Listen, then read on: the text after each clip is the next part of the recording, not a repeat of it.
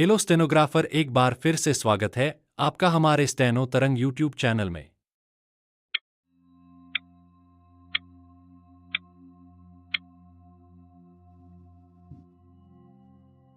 Start.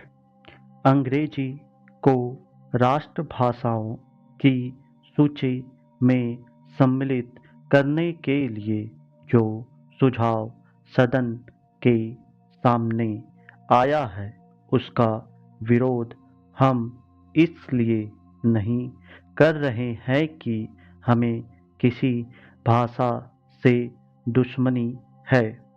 हम यदि अंग्रेजी भाषा के आधार पर विद्वान बने हैं तो यही कह कर कि हम उसी के द्वारा बने रह सकते हैं।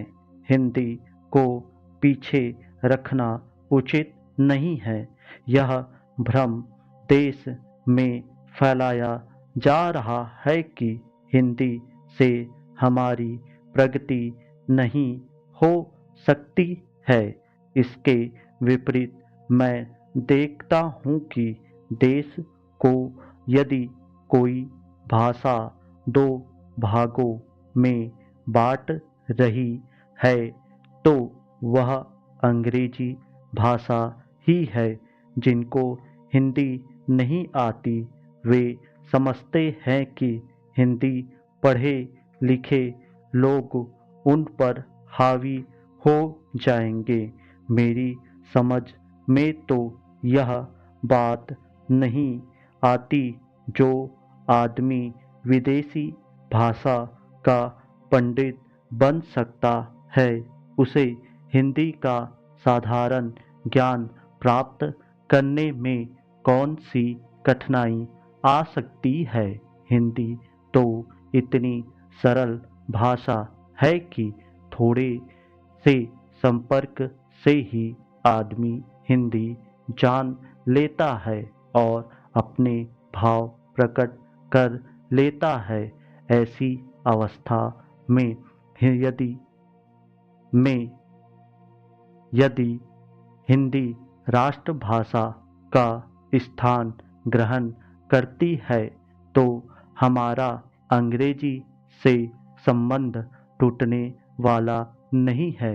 हर देश की अपनी एक भाषा होती है जिसे लोगों के विचारों का आदान प्रदान होता है और वे अपनी समस्याओं को समझते हुए उन्हें सुलझाते हुए आगे बढ़ सके।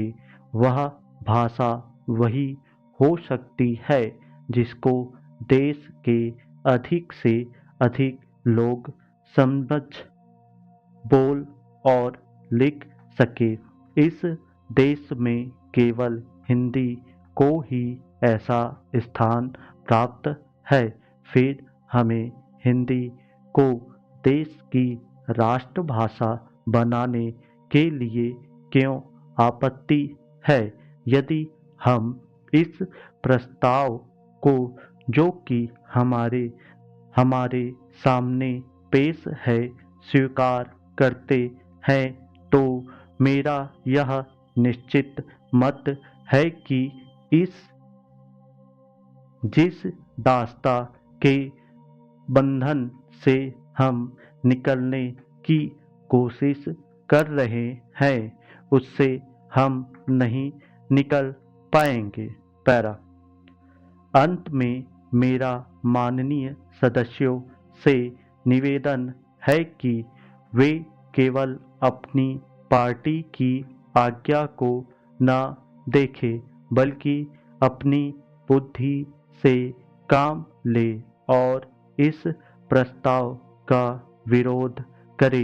यदि वह प्रस्ताव पास हो जाता जो कि बाद में कानून बनने वाला है तो वह आज़ादी जो हमने 200 सालों के बाद प्राप्त की है उसके फलने फूलने में बाधा आ सकती है।